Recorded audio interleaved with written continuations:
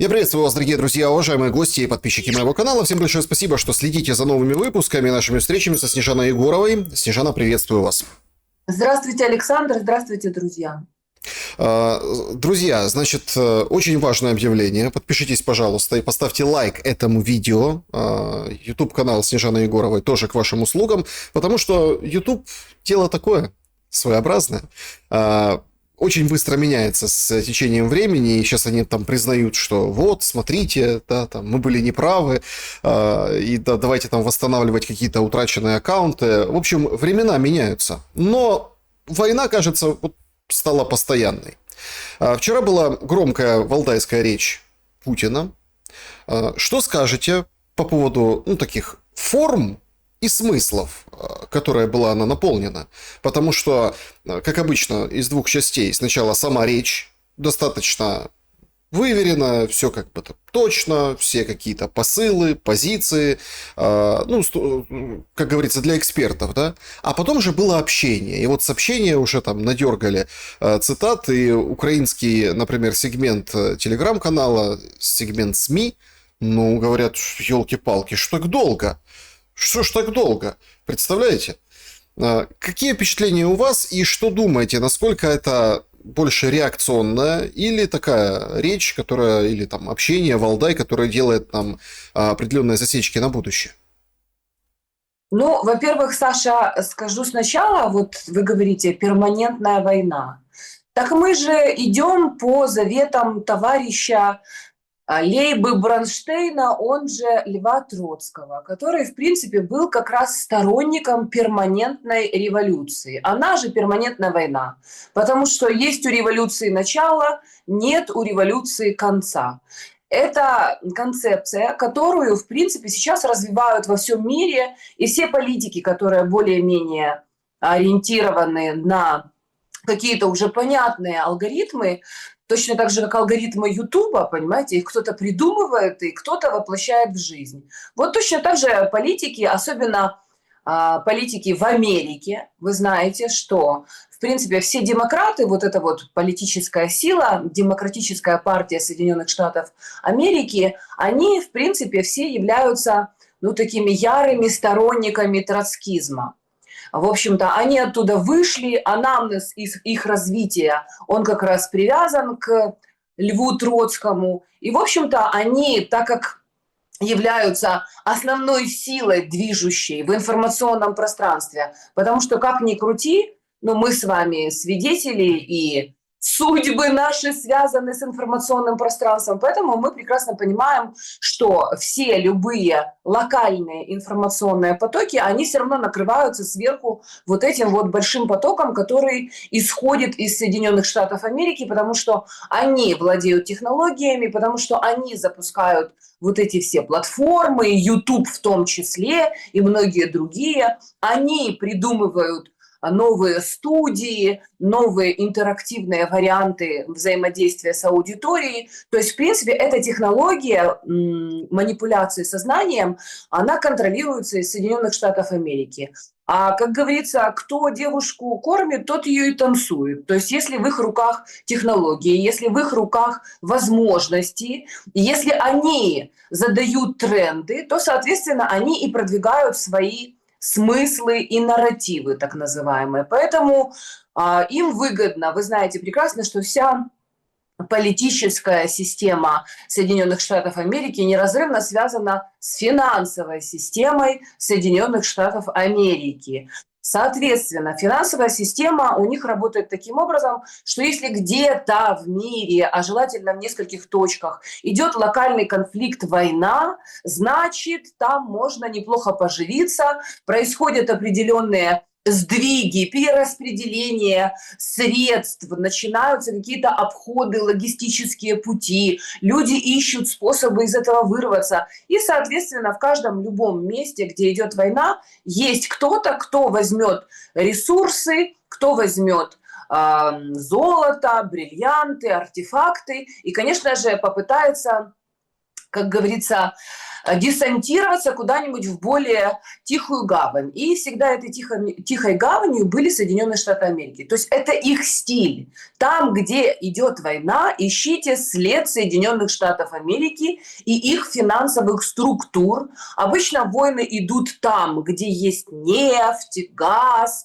редкоземельные металлы, человеческие ресурсы, энергетические ресурсы. То есть в то время, пока где-то кто-то погибает, умирает, льется кровь, страдания, горе и прочее и тому подобное, обязательно находятся рупоры, значит, Соединенных Штатов Америки, которые обязательно говорят: да-да, все страшно, будет еще хуже, бегите, бегите. Мы же можем с вами, Александр, наблюдать. Есть такой прекрасный у нас эксперт, такой преклонного возраста дедушка, который, значит, как не выйдет в эфир каждый день, так и начнет кричать: бегите, бегите, что вы сидите, бегите, бегите. Ну вот все бегут, и куда? Соответственно, туда, где их примут с распростертыми объятиями и скажут: боже мой, мы же вас только и ждали для того, чтобы вы адаптировались в наше прекрасное сообщество, заплатите нам здесь, заплатите нам там, давайте ваши денежки в наши прекрасные банки, они там будут лежать надежно. А как вы знаете, дорогой Александр, я думаю, что многие люди этого не осознают, что чем больше вкладчиков в банках, тем больше зарабатывают на этом банкиры. То есть это вот такая вот карусель, которая работает уже исправно долгие годы, и, в принципе, они не планируют менять ход истории и, соответственно, свою вот эту вот промывочную машину. То есть это их Эльдорадо, понимаете? Если раньше старателям нужно было там очень много просеивать песка для того, чтобы там крупицу золота какого-то отыскать, понимаете? Это все было связано с какими-то лишениями, с какими-то опасностями и прочее и тому подобное, то сейчас не надо быть старателем, нужно просто быть банкиром и владельцем, желательно, Федеральной резервной системы, для того, чтобы люди сами принесли тебе свое золото и уложили в твои карманы, из которых потом, как известно, это золото они забрать уже не могут. Ни для кого не секрет, что все золото, которое хранилось якобы Федеральной резервной системой, такой под охраной, фингер, понимаете, палец, который всегда вверх к небесам, и он надежно охраняется. На самом деле сейчас очень многие страны, которые свой золотой запас решили там хранить, не могут его назад выцарапать, потому что все, что в ручки к американским банкирам еврейского происхождения попало, то уже очень сложно вернуть назад. Вот, собственно, это о перманентной революции и войне. И они будут делать все возможное для того, чтобы эта война не просто продолжалась, а чтобы она расширялась. Потому что чем больше границы войны, тем больше вовлекается в это людей, стран, сообществ. И, как вы видите, Владимир Александрович Зеленский – это лучший сотрудник Федеральной резервной системы Соединенных Штатов Америки и их подельников, давних старых подельников королевских семей, королевских домов в Европе. Это их любимый, как говорится, сотрудник, который делает все для того, чтобы его белые господа, которым он служит, получали все больше и больше прибыли. Потому что Украинушка – это одно, украинские олигархи – это как бы хорошо, они жирные, свиньи, коровы, я не знаю, кто там еще, бараны, которых можно стричь, резать на части, пожирать. Но в Европе тоже есть много людей, которые сидят пока что и ждут своего часа. И я думаю, что под предлогом вот этих всех кровавых событий они надеются очень хорошо, как говорится, проредить ряды богатых людей в Европе. Нам кажется, возможно, что их не так уж и много, потому что европейцы уже давно привыкли сидеть на своем бабле тихонечко, значит, зажав в зубах, как говорится, свои денежки. Но на самом деле их достаточное количество, и судя по данным экономик разных стран и совокупном, скажем так, богатстве, они прекрасно понимают, что они отлично могут еще эти пираты, как говорится, трясти их на денежки. Поэтому я думаю, что это все будет очень долго продолжаться. Ну а что касается речи Путина на Валдае, это вообще отдельный вид искусства. Речи Путина – это отдельный вид искусства. Вы понимаете, меня, например, распинают всегда именно за то, что я не говорю, например, расхожими такими фразами, которые нужно говорить. Вот все, кто носит украинский паспорт в кармане, должны говорить диктатор, кровавый, там, убийца, там, кремлевский орк или там сидит в своем бункере. Знаете, вот молодые девушки, у которых в жизни еще, как говорится, мозги не выросли. Вот я сегодня там включила и увидела, значит, с украинского шмарафона сидят такие тылыти безмозглые, ну, им лет там, может быть, по 25 в лучшем случае. То есть они вообще легко і непринужденно, значить, розказують про кремлівського диктатора, який, напевно, вже сховався в своєму бункері. В общем, короче, вот это все. Но я предпочитаю смотреть на мир с более философской точки зрения, и Путин меня веселит, он меня радует. Я все-таки профессиональная актриса, и я рассматриваю вот все эти события с точки зрения большой драматургии, потому что она таковой и является. Я люблю Шекспира, я люблю Достоевского, Толстого, Пушкина, еще каких-то других авторов великих, которые нам рассказывали о сложностях, хитросплетениях человеческих судеб и о коварстве и любви, которые зачастую являются сторонами одной медали. Поэтому, глядя на Путина, ну вот вы говорите, Саша, такая длинная речь и еще такое же длинное общение. Ну, смотрите, даже мы с вами можем себе позволить говорить часами. Но кто такие мы и что от нас зависит? По большому счету Путину есть что сказать. За 25 лет своей, как говорится, тяжелой титанической работы, я думаю, он мог бы писать трактаты. Просто не все из того, что он знает, делал или не успел сделать, подлежит, скажем так, обнародованию прямо сейчас. Может быть, когда-нибудь лет через 50-100, а может быть и нет, мы, возможно, узнаем вот эти все внутренние механизмы, которые всегда находятся за кулисами. Ну, сейчас-то главный вопрос, понимаете? Вот после вот этой фразы про бумажного тигра ответ Трамп получил. По этому поводу ему четко задали вопросы. Ну, мол, попробуйте расправьтесь с бумажным тигром. Как вам кажется, попробуют? Потому что вот эти дроны, которые запускаются над Европой, это ведь тоже часть вот этой, как вы выразились, большой драматургии. Как-то Макрон неуклюже выглядит. Вроде там помурыжили это судно, якобы там российское, из теневого флота. Ну и все, отпустили. Уже как бы пошло оно дальше. Это судно туда, куда и направлялось. В Индию нефть, так сказать, переваливать. Перевозить. Ну и все. Понимаете, а дроны-то остались, а вопросы что как бы есть. И Зеленский четко играет на этом. Мол, смотрите, дроны, ужас, опасность. А за этим стоит ровно то, о чем вы сказали выше, и так вот преамбулу нашего разговора посвятили. Деньги.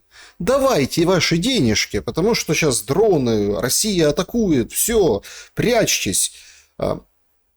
Кажется, что ну вот над этим подтрунивал Путин. Его так спросили, говорят, зачем вы, Владимир Владимирович, дроны запускаете? Он говорит, больше не буду. Ну, то есть, в этом многие прочли собственное отношение к происходящему. Так мы на пороге вот этой большой войны России и Европы? Или все-таки все же видят, маски срываются, что это все, ну, такая постановка, шоу для бедных? Ну, это и то, и другое, и третье. Во-первых, мы не на пороге, а мы конкретно в войне.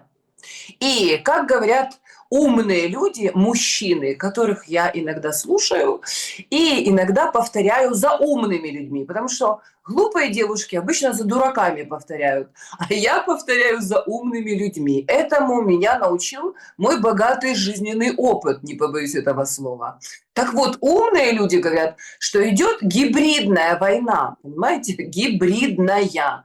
То есть это когда не просто дроны летят, ракеты летят, оружие поставляется, заводы 24 часа в сутки работают, средства на это выделяются, идет борьба за контракты военные и военные заказы, мобилизуются люди, льется реальная кровь, но при этом и, конечно же, идет информационная война, где туман войны тоже является частью стратегии. Так вот, что касается вот этой валдайской речи Путина, я вам хочу сказать, что он прекрасен.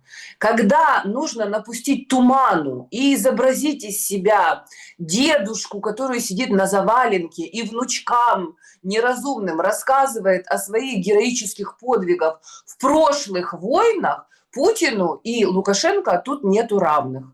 На самом деле, вот если они умудряются даже Зеленского, который, значит, позволил себе сказать, что типа, что мне там разговаривать с тем Лукашенко, с этими старперами, которые, значит, сидят там на заваленке, устроили себе, значит, тихий пенсионерский рай и типа не дают нам молодежи, как говорится, повоевать. Места, как говорится, занимают лишние. Вон, пожалуйста, если вам надо, у нас кладбища большие, можем выделить вам делянку. Давайте, складывайте свои кости уже, а мы тут теперь будем решать вопросы. Мы дозрели, мы взрослые уже, нечего нам тут давать советы.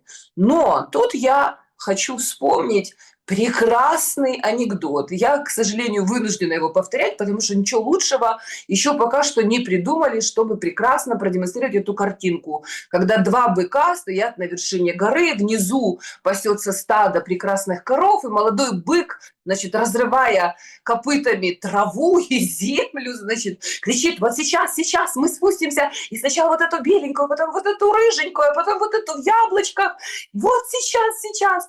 И медленный старый бык, глядя на него, печальным взором говорит: нет-нет, успокойся, мы сейчас медленно спустимся в долину и отымеем все стадо.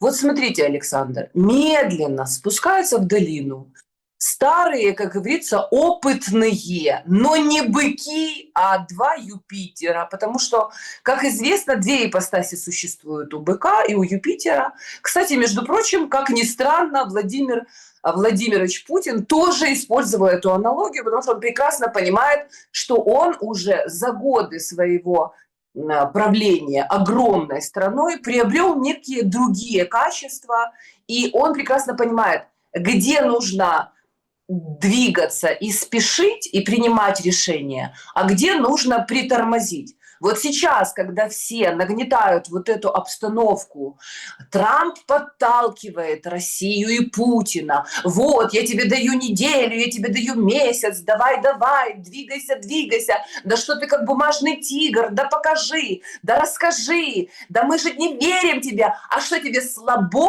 слабо тебе, боишься, боишься? А ну давай, давай. И в этот момент, когда от тебя этого желает твой противник, ты должен быть с высокой степенью вероятности уверен в том, что он пытается заманить тебя в ловушку. И именно в этот момент по всем боевым практикам, как вы знаете, ну, если я не ошибаюсь, я, наверное, не ошибаюсь, я неоднократно это слышала, Путин все-таки практикует какие-то боевые виды единоборств. Он прекрасно понимает, что лучший способ увернуться и использовать потенциал врага, который всю силу, свою мощь удара пытается сконцентрировать для того, чтобы тебя уничтожить, для того, чтобы увернуться и использовать его же собственную силу, необходимо заниматься вот этими вот маневрами. То есть он специально замедляет, он специально прикидывается, сидит, прикалывается. Он на самом деле, вот они его троллят, Трамп, например, говорит, вот бумажный тигр, вот Путин меня расстроил, вот Путин, значит, там то, Путин все. Дурачки помоложе, типа Венса, там, Рубио и все остальное, бегут, значит,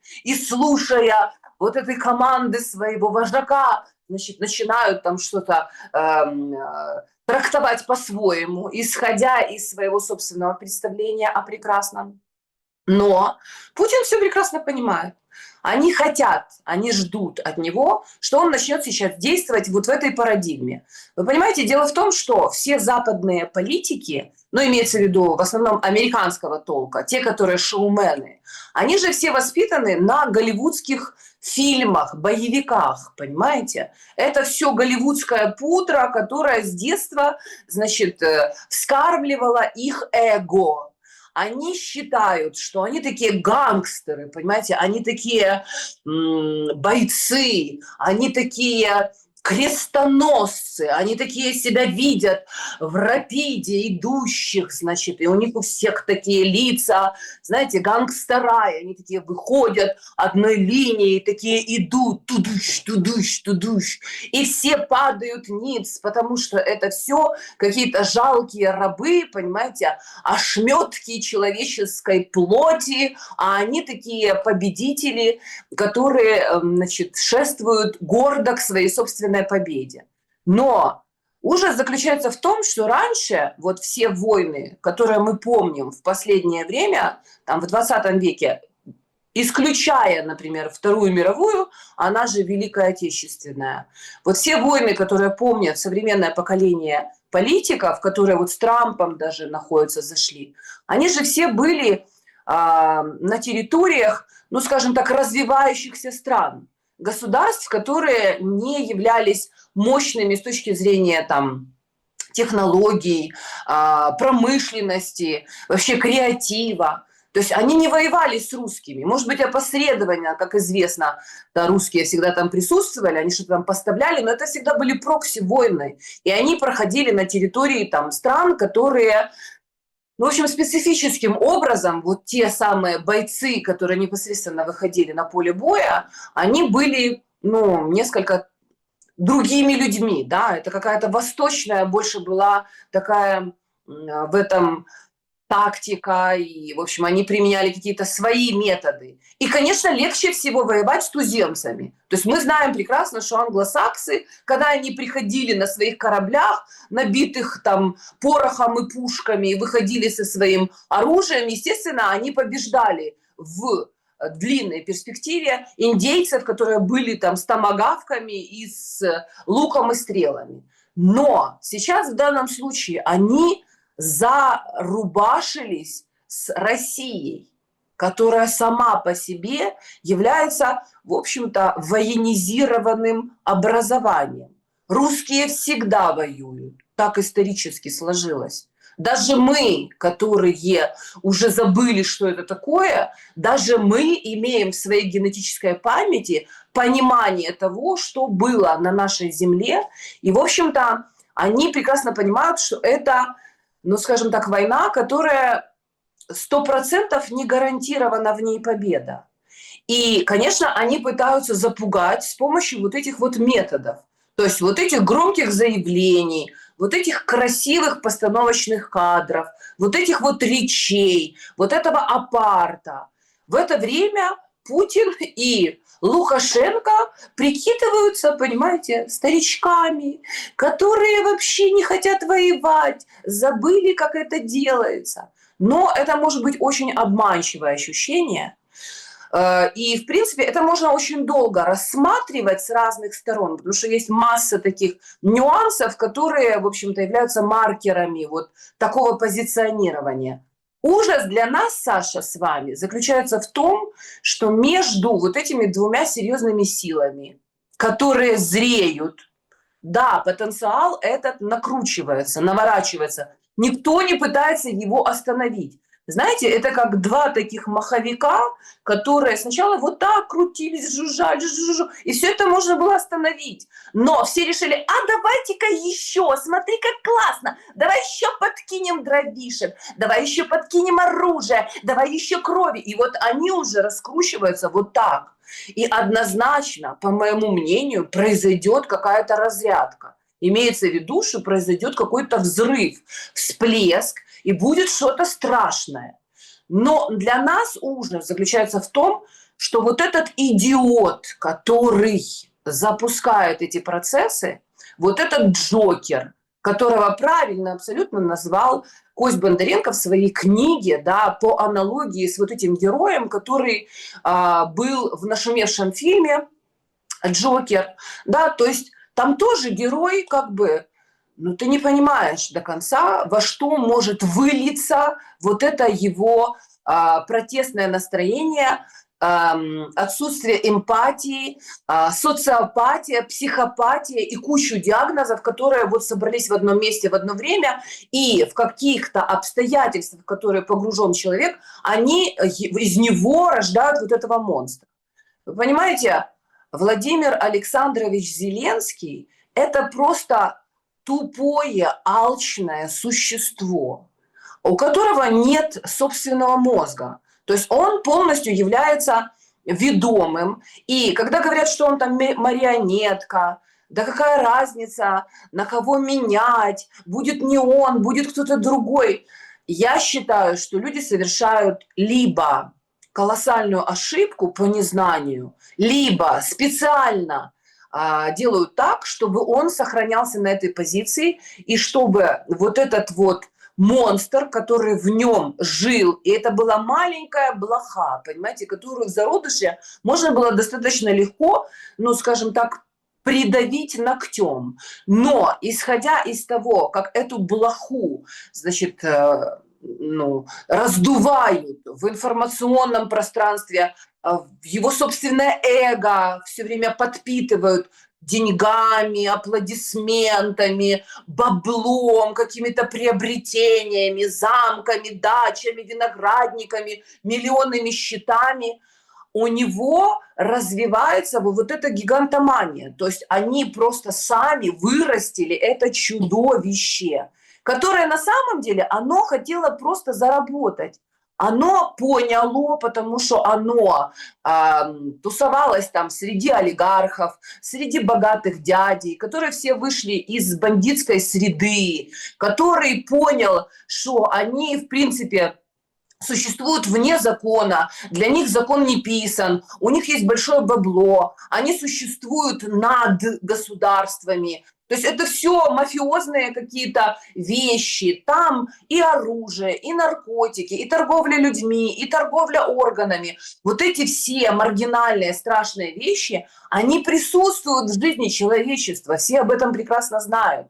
И, естественно, понимая где-то, наслушавшись и насмотревшись из-за кулисы на то, какие они, он вдруг понял, что он может точно так же это делать. Он также может работать.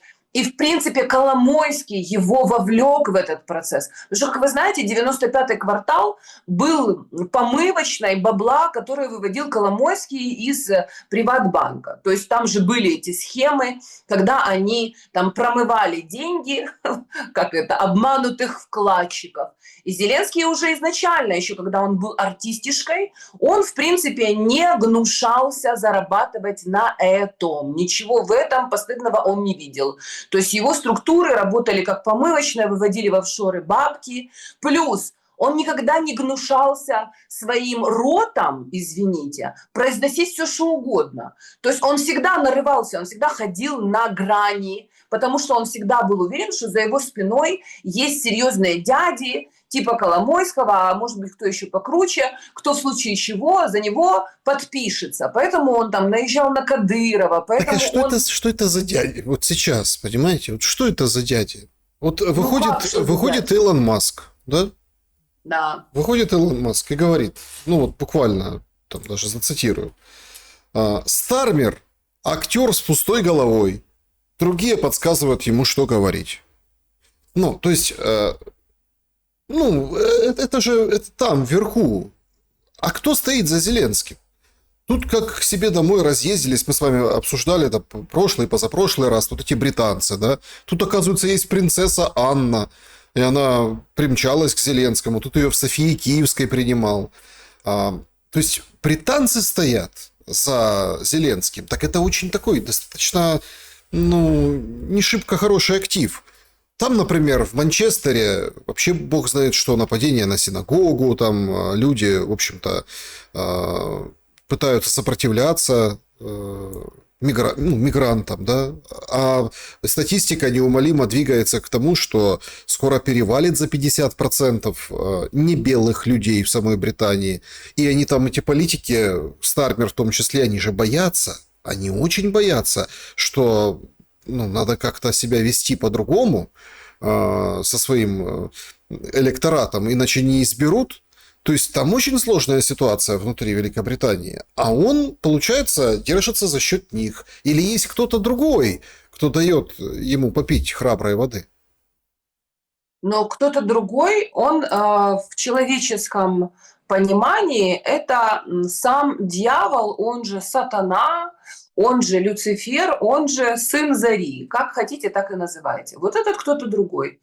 Вообще, на самом деле, я сегодня прямо даже пост у себя выставила во всех ресурсах. Знаете, есть такой... ну ладно, хорошо. Назову, как его привыкли в миру называть. Дмитрий Ильич Гордон, такой есть персонаж, значит, который очень любит Владимира Александровича Зеленского, потому что они из одной песочницы. Дмитрий Ильич Гордон, Владимир Александрович Зеленский, там товарищи, например, Шустер, Гамнопольский, Киселев, Ходорковский, Галкин. То есть они все являются представителями одной этнической группы, которая говорит на русском, а иногда даже на английском, а кое-кто даже на украинском, но на самом деле их основа не меняется. То есть это люди, у которых нет совести, чести, достоинства, которые служат деньгам, у которых нет родины, отечества и патриотизма как такового, которые могут мимикрировать вообще при любых обстоятельствах в любое. То есть они переобуваются и переодеваются со скоростью звука, и у которых нет родины. То есть они могут жить где угодно, и никаких рефлексий по поводу того, где они находятся, они не испытывают, лишь бы только их счета пополнялись завидным постоянством, поэтому они готовы продать все и всех. Это, собственно, и является их сильной стороной. Они поэтому и всегда являлись ростовщиками, банкирами, людьми, которые могли легко уничтожать экономики целых стран и народов, не задумываясь о том, что это повлечет социальные трагедии, личные трагедии, дети будут голодными, старики умрут, дети не получат качественного образования, родители разорвут свои связи, потеряют семьи и прочее и тому подобное. То есть Владимир Александрович Зеленский, за ним стоит отец лжи. Я сейчас не хочу, конечно, чтобы наши с вами беседы превращались в теософские, скажем так, какие-то бдения, не побоюсь этого слова. Но Иисус Христос сказал, что ваш отец дьявол, отец лжи. Это всегда нужно помнить, и никогда не нужно этого забывать.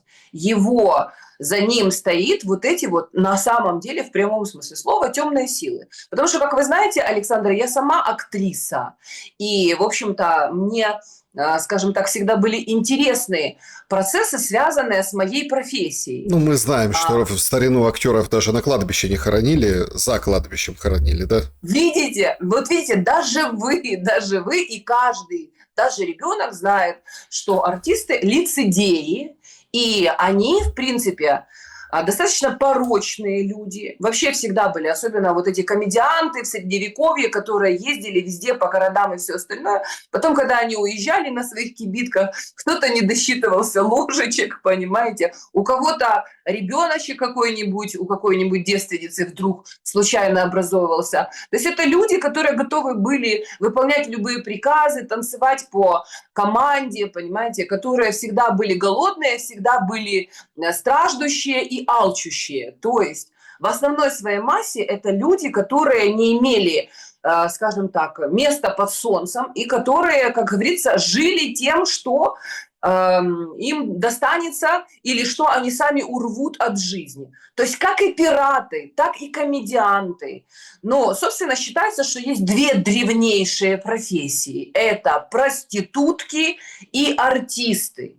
И Владимир Александрович, он в себе, понимаете, прекрасно объединяет все эти прекрасные качества. Он и артист, и проститутка политическая, и пират, потому что он алчущий, и у него сейчас есть возможности, и он пытается загрести в свои собственные карманы и в карманы своих подельников все, до чего дотянется. Потому что он увидел эти возможности, он почувствовал, что за ним есть подписка, и он использует каждое мгновение для того, чтобы обогатиться, потому что, как ему кажется, это, естественно, будет длиться не всегда, так подсказывает ему предыдущий опыт, жизненный, его собственный и его предшественников. И, конечно, он гребет как не в себя. И тут мы тоже вспоминаем старый добрый мультик про золотую антилопу, там, где, значит, вот этот вот правитель,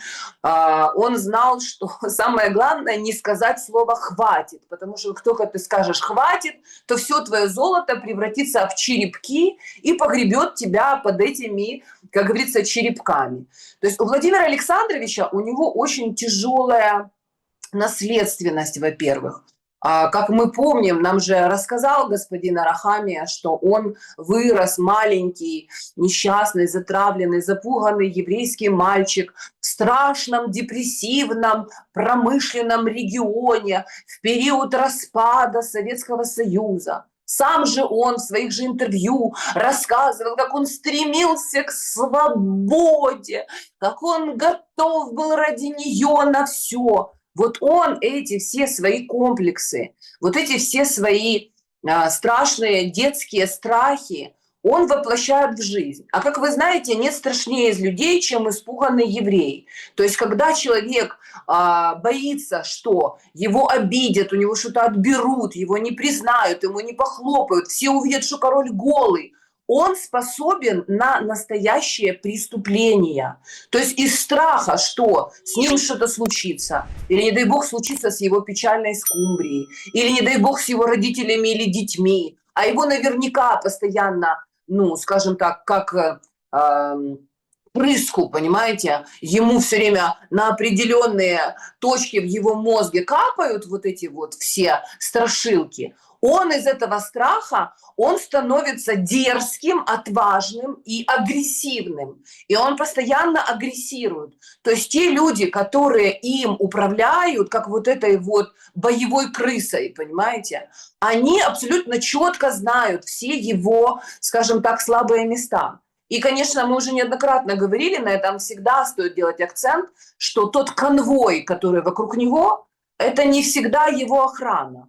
Даже неоднократно об этом и Кость Бондаренко говорил, что охрана в определенные моменты превращается в конвой.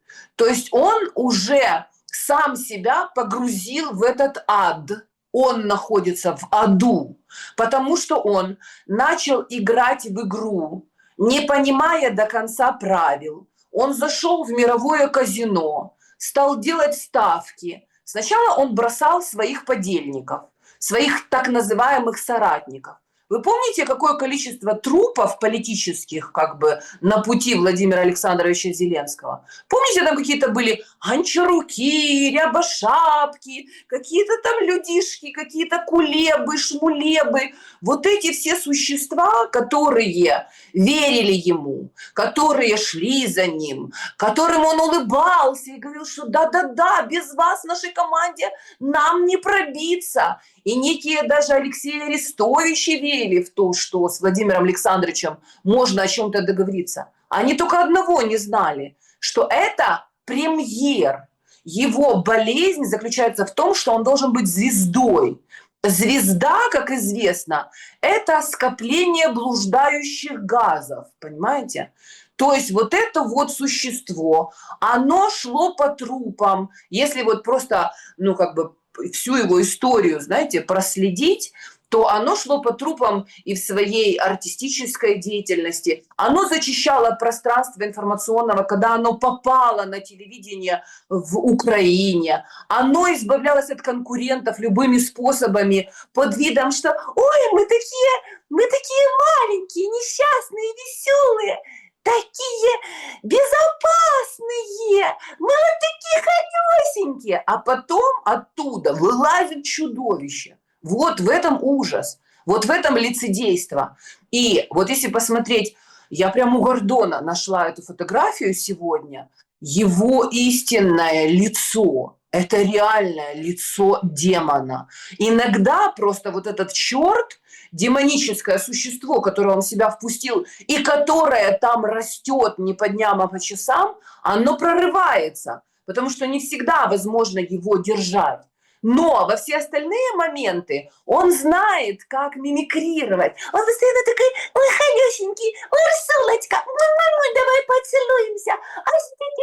Ой, Мы это видели, в принципе, там же был ряд встреч в Копенгагене, да, и вот тоже видно было, где он вельможно, довольно общался, выглядел Санду. Они же сами выставляют эти нарезки, да, где он там очень напряженно по-деловому с какими-то там европейскими партнерами, где заискивающий перед Алиевым, и это все такие короткие, ну, вот эти встречи, да, что вот встретились, обсудили. Что обсудили? Ну, вот предметно. То есть мы, если так вот разобраться, и это не от того, что мы там такие мало знаем, да, или там не можем разобраться в каких-то сложных темах, например. Нет, вы заметили, а нет информации, не дают информацию.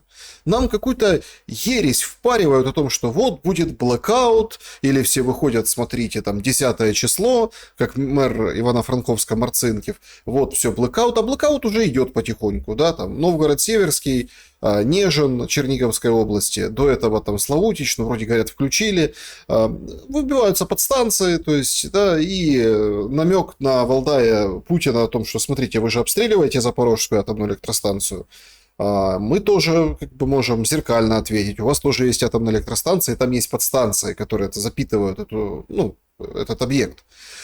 И вы понимаете, просто, все как-то, ну, для всех какая-то игра. А четкой информации нет. Она какая-то или полусекретная, а если она доступна, то она выдает очень такую неприглядную картину. Ну, если, допустим, по объемам газа, по электроэнергии, по каким-то ресурсам, то, что описывает реальную картину и реальную экономику. Не надуманную, а реальную. Вышла же Педласа, говорит, слушайте, а денег так и нет. Вот эти 300 миллиардов. С 1 ноября рискуем, что не будет зарплат военным, будут задержки. Позвонили, видимо, там, натыкали ей, и она уже потом выходит и говорит, нет, я там не то имела в виду. Короче, это наоборот, чтобы европейцы дали, ну, чтобы их подстегнуть, чтобы дали, а так все нормально, не переживайте. То есть мы видим абсолютную фантасмагорию с точки зрения государственного управления и пониманием того, что происходит. Поэтому о чем он там с ними говорил, что они там обсуждали, о чем он в принципе может поговорить. Ведь у нас же на самом деле, смотрите, то есть Путина многие не любят. Правильно делают, да, потому что с ним лично и персонально ассоциируется очень большое горе. Потому что это его было решение именно, ну вот таким образом, спецоперацией достигать своих политических целей. Однако даже те, кто не любит, более того, ненавидит Путина, они сравнивают его с Зеленским.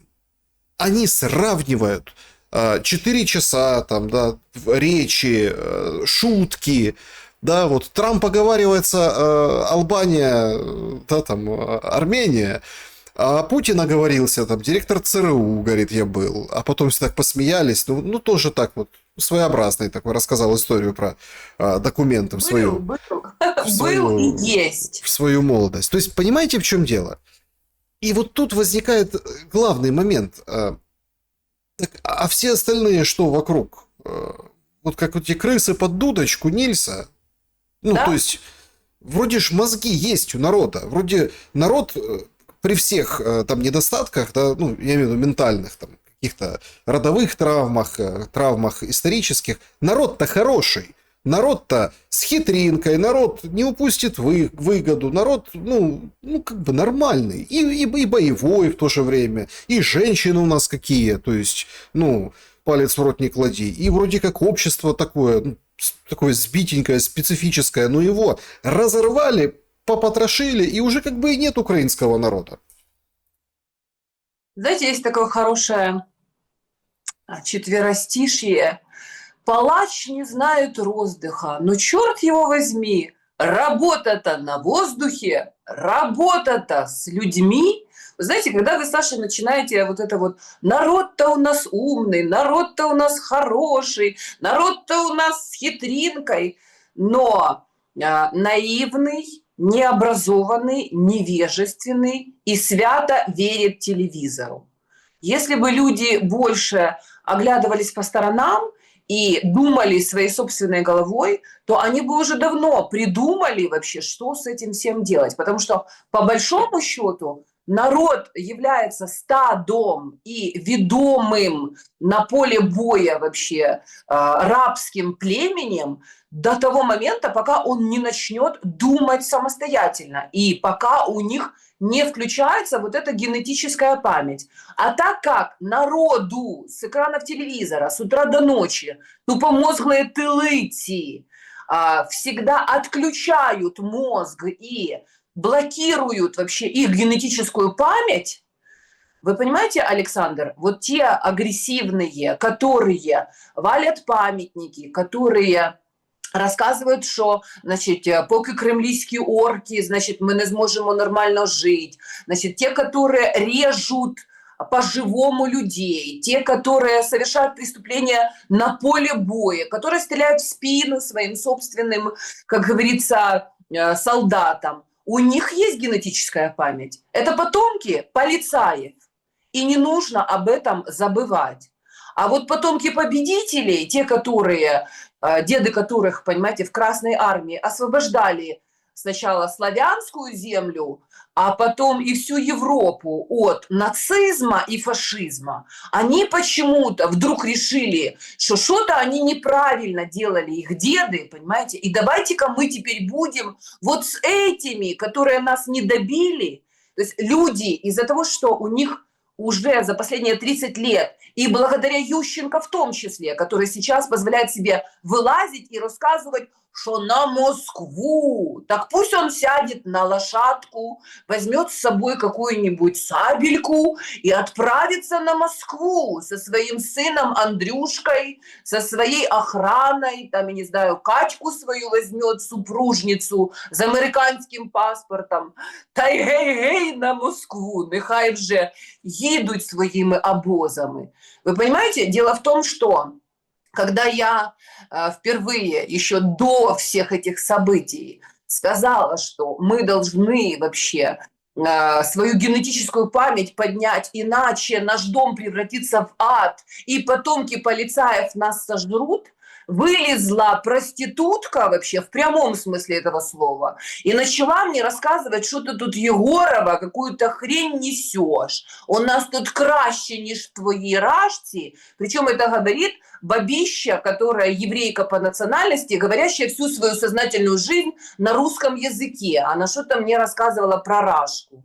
Вы понимаете, дело в том, что людям просто так перепромыли мозги, а за 30 лет, когда в детских учебниках по истории было написано, что в Гитлера болела душа за волелюбный украинский народ.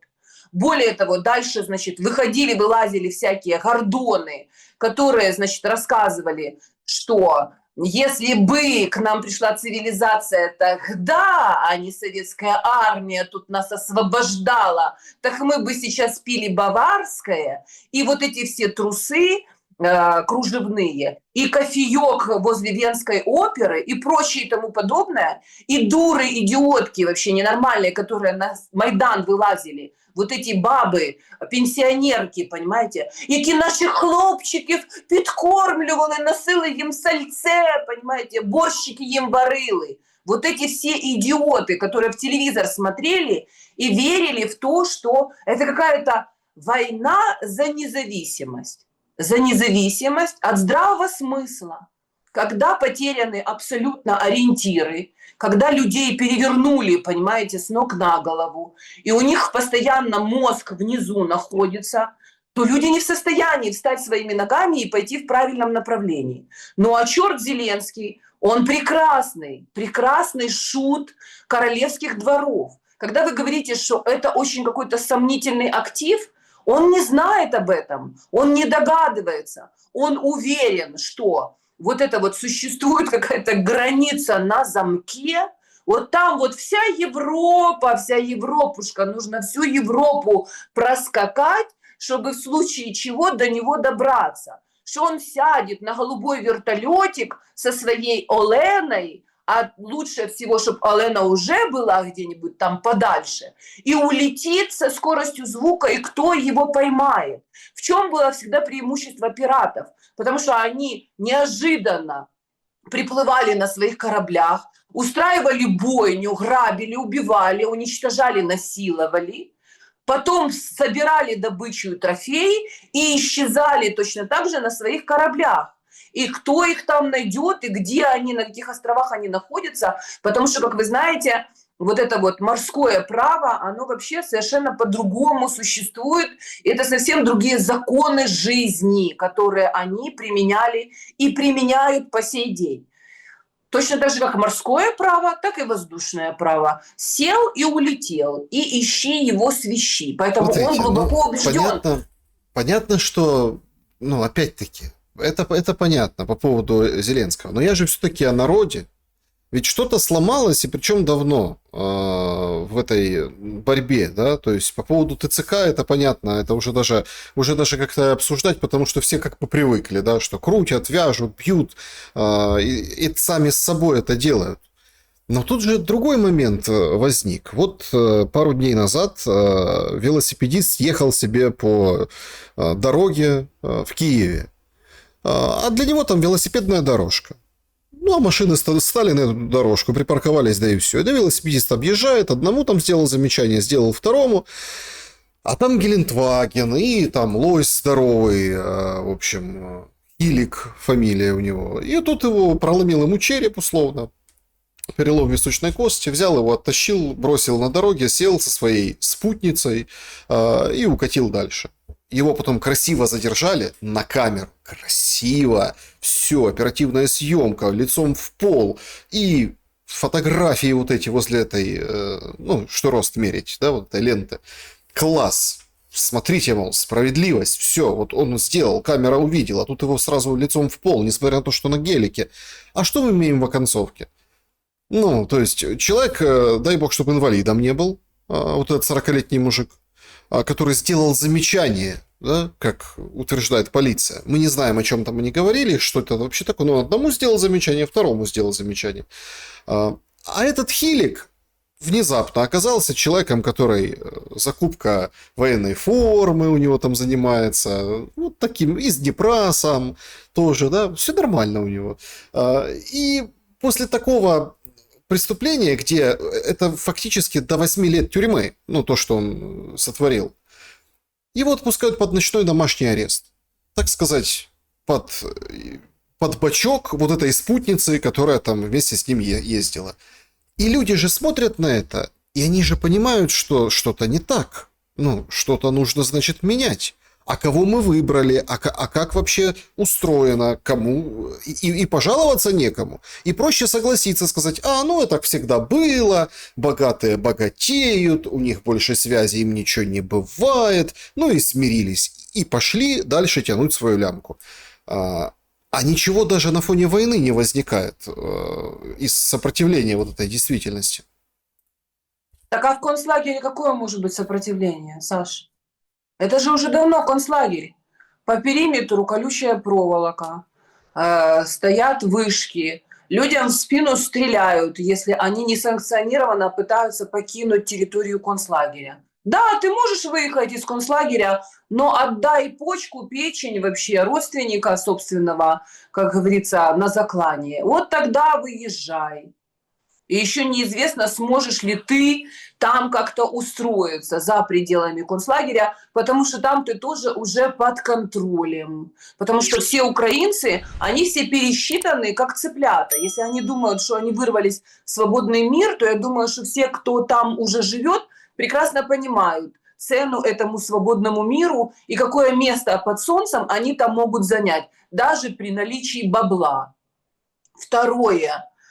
Если ты в концлагере живешь и еще не понял, что жителям привилегированных бараков можно все, а тебе, рабу, ничего, едешь на своем велосипедике, и тебе, видите ли, дорогу перегородили. А ти можеш ще й сказав, чому це ви не українською тут поставили свої гелендвагени, суки ви такі. Вот тебе проломят голову. А то, что вверху, то и внизу.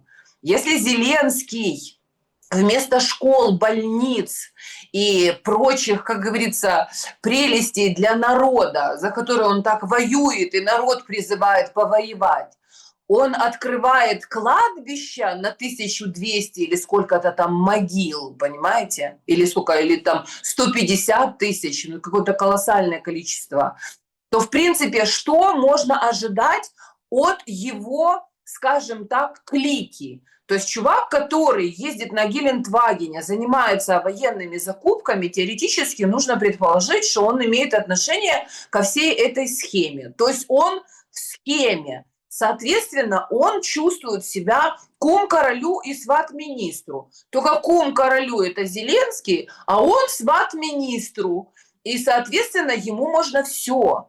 А что мы можем еще сказать, если Стерненко, убийца, который убивал человека в прямом эфире, которого судили, но потом не досудили, и которого под эгидой американского консульства, значит, вытащили из тюрьмы, отмыли, отчухали, очечки на него надели, канальчик ему открыли, значит, команду ему сформировали для того, чтобы он грязью поливал вообще всех конкурентов, дискредитировал и занимался телевизионным информационным киллерством, чем, собственно, промышлял и Зеленский.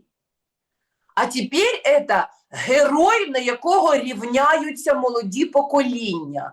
Тому що він збирає кошти на безпілотники, только все прекрасно знают, что эти бабки, они распихивают по карманам, делятся с СБУшниками. То есть если вся вертикаль власти от головы вообще вот этой гидры, это полностью преступное, порочное, алчное, больное, извращенное поколение. И они подтягивают себе подобных. То есть другой человек нормальный, у которого есть честь, совесть, достоинство, который книжки какие-то читал, он либо не будет с ними иметь дело, либо если он решится с ними иметь дело, и еще пойдет туда такой отважный для того, чтобы поменять систему, то они его просто или сожрут, или уничтожат, или переплавят.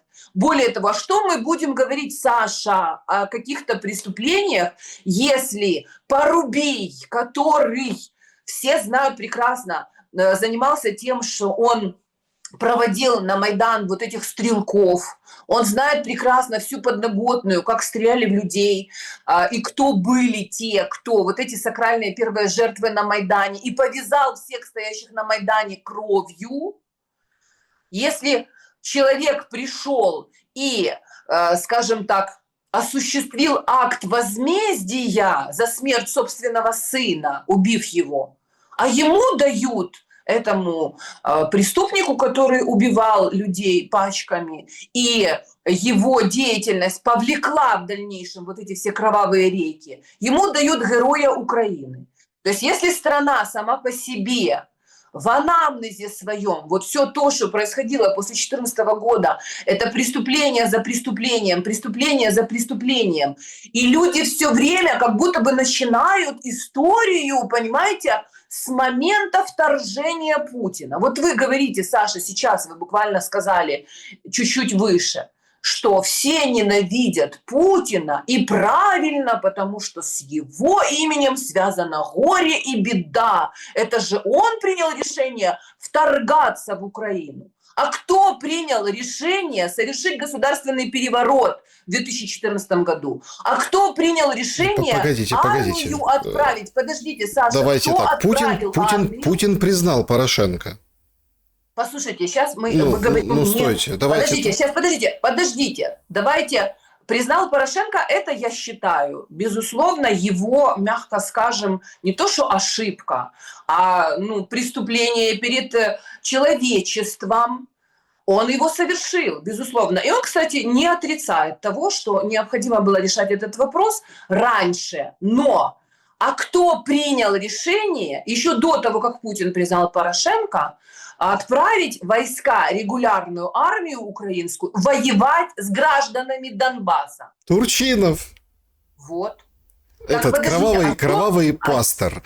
А чого український народ, чого оце вони не ненавидять Турчинова? Турчинов, по-моему, тоже нормально себя чухает в Украине, да. Ездит, не оглядывается. Еще героя ему не дали, я что-то не могу, не припомню, понимаете?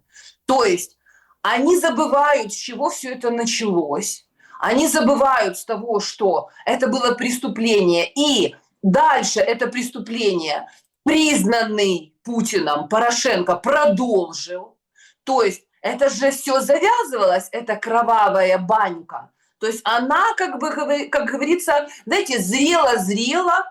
И я свидетель тому, и неоднократно я приходила на каналы и у вас, Саша, в студиях в том числе. Я говорила о том, что если не урегулировать этот конфликт на Донбассе, эта кровавая война потянется на всю территорию Украины. Я не говорила этого, я это говорила. Я приходила в студию, и мне все говорили: дура Егорова, ненормальная, что ты знаешь, актрисулька, давай иди, борщ готовь, своих детей расти, вообще с мужем не можешь там со своим порядки навести, разобраться, а тут нам рассказываешь, что нам надо делать. Так кто был прав? Кто был прав? И когда вот этот дурной народ, понимаете, слушает дебилов в телевизоре, потому что сидит там Гордон, какая-нибудь Янина Соколова, дебильная абсолютно, и на голубом глазу, потому что это в телевизоре показывают. Если люди будут до сих пор верить все, чему им в телевизоре, как говорится, рассказывают и к чему их призывают, так, в принципе, тогда не стоит называть себя умным народом, который понимает, что происходит. Нет, они не понимают. Они просто тупо всасывают весь тот яд, который варится вот так вот и сливается им как свиноте, понимаете? Вот свиньям только едло такое в корыто вообще сливают, чтобы они жрали, набирали сало, а потом их режут, понимаете, и по банкам раскладывают, и бандеровцы потом это сало сосут за щекой веками, понимаете? Бандеровское сало. то люди, они просто не понимають, якщо у них в голові вот этот кисель, добрий Гітлер, в якого є душа, вона болить за український волелюбний народ, Янінка Соколова, яка бере інтерв'ю у діточок українських і питає, чи ненавидиш ти Путіна? І маленька дитинка розказує, так, ненавиджу цього орка. Потім показують якоби бившого президента Ющенка, який розказує на Москву, на Москву. Нет, Потом, значит, знаете, Гордон. вот мне так нравится, это же, если честно, то уже там нормальный человек уже устает от вот этих ну, примеров, да, и, ну, этого же куча было, и уже даже как-то, господи, ну, с этими всеми Янинами, Соколовыми, этот Корчинский тоже как выползет, что-нибудь выдаст, еще там кто-нибудь, уже вот здесь, но все равно находят, как удивить. Вон на Петровку какие-то бешеные тетки пришли, нарядились в костюмы химзащиты, типа, все, опечатываем там какую-то женщину кацапкой, эти бедные продавцы стоят, смотрят на них. Книги там продаются, книжный рынок в Киеве, большой, Петровка, половина все закрыто, потому что книжки такой товар, знаете, своеобразный, не до книжек сейчас многие обанкротились, и вообще украинская книга как таковая, да, она никогда не была в фаворе, но сейчас претерпевает еще больших проблем. На русском ничего нельзя купить. Еще эти пришли и начинают там кричать в рупор, там чего-то. Вы там, это можно, вот такое надо покупать, вот такое надо продавать. То есть, елки-палки, 4-й год войны. Да, 4-й, бусификация лютая. Какие-то... Да слава богу, что там сидят вот эти пенсионеры, а там же в возрасте продавцы, да, ну, которые реализаторы, да, некоторые сами держат этот лоток книги, как-то пытаются их доставать, как-то их пытаются уберечь от обстрелов, от всего, продают вот эти книжки. А тут эти бешеные тетки пришли. Они вообще хоть книжку открывали хоть раз, понимаете? И все равно вот находится, вот как удивить с вот этим, ну, скажем так, повернутым мозгом, да, то есть все равно, вот как ни крути, и вроде уже все, ну, обязательно там, вот ты достиг дна, обязательно снизу стучат.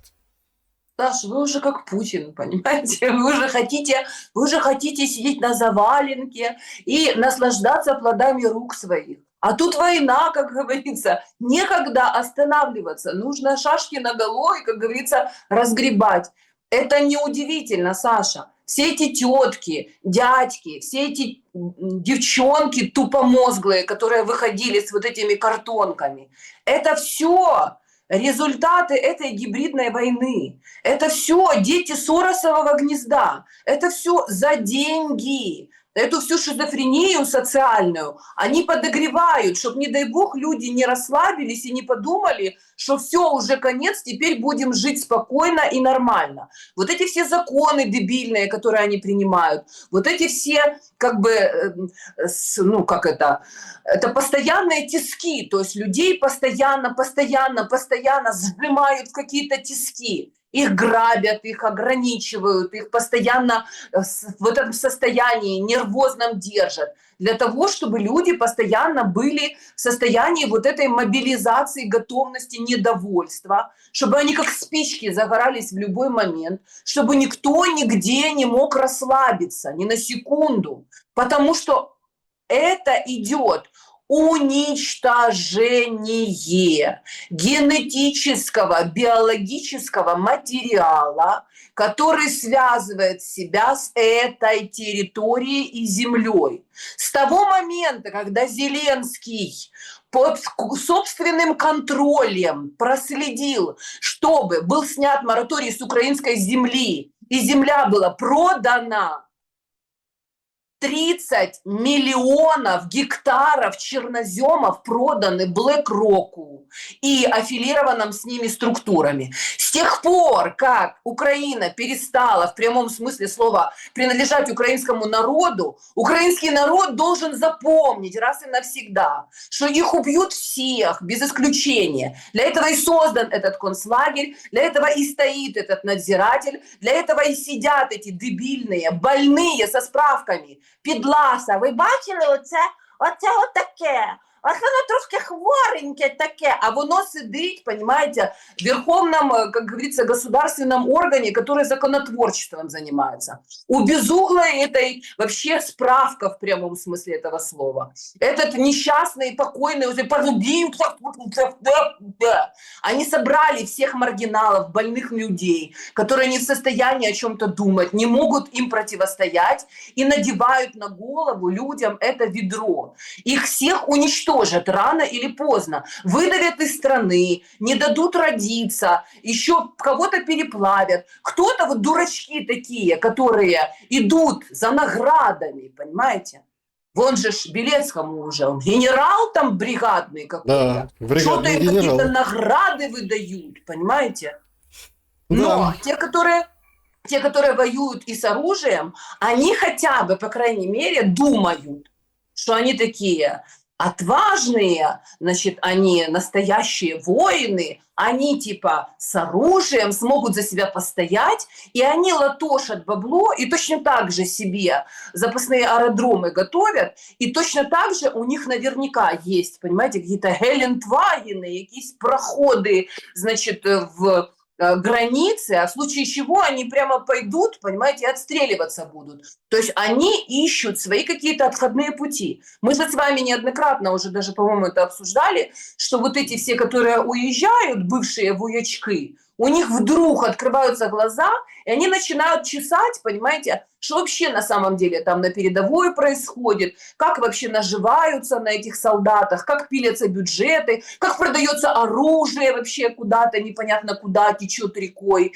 как они вообще решают свои собственные вопросы, и что по окончании этой войны никто из них не планирует остаться в этой країні мрій, за яку вони воюють.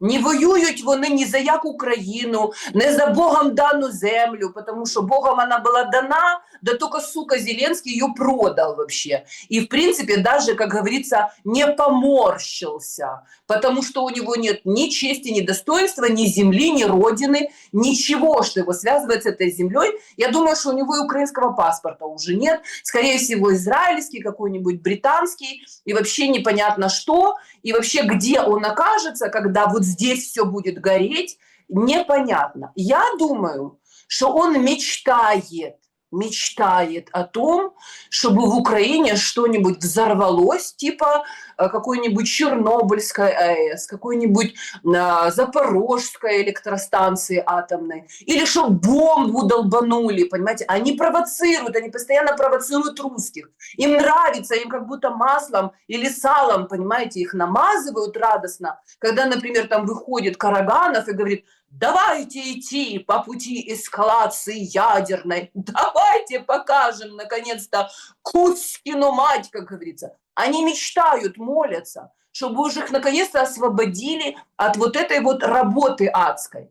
Но ужас заключается в том, Саша, что когда ты подписываешь контракт с дьяволом, он тебя не отпускает, когда ты хочешь. Все, я уже устал, я хочу выйти из этого казино.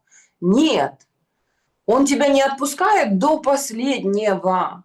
Они все продали душу дьяволу. Они загнали этот несчастный народ, понимаете, вот в эту вот зеркальную комнату. Почему люди не могут сориентироваться? Потому что они идут по этому зеркальному лабиринту. Они не понимают, где дорога, кто рядом, как нас много, где выход, и есть ли он вообще, понимаете? Они ведут их по этой комнате страха. И это отточенные технологии англосаксов, как угнетателей, колонизаторов и завоевателей. Они вот так вот тихой сапочкой, не останавливаясь, уничтожили 100 миллионов индейцев, которые жили на вот том континенте. Вы думаете, они не справятся с какими-то там 45 тысячами, 45 миллионами украинчиков дурноватых, которых они загодя уже вынули у них мозг, стерли генетическую память, напугали их до смерти, убили их мужчин, остались только дурные старые бабы, которые потерялись во времени и пространстве, и, соответственно, такие же глупые дети, которые, в принципе, ничего даже знать не будут про историю, у них даже не будет никаких поисковых систем для того, чтобы вообще хоть как-то сохранить свою жизнь в этом безумии. Да, вот такие реалии. Снежана, спасибо большое вам за время и мысли. Спасибо, Александр, за то, что мы с вами обсуждаем вот такие печальные реалии. Но я уверена, что если люди осознают всю опасность, которая уже вот здесь вот вокруг, то, возможно, у каких-то самых отважных и стремящихся все-таки выжить и сохранить своих детей включится мозг, и они начнут думать, как из этого всего выходить. И в любом случае Бог с нами, и мы победим. Друзья, берегите себя. Всем добра и света. Увидимся обязательно. До скорого.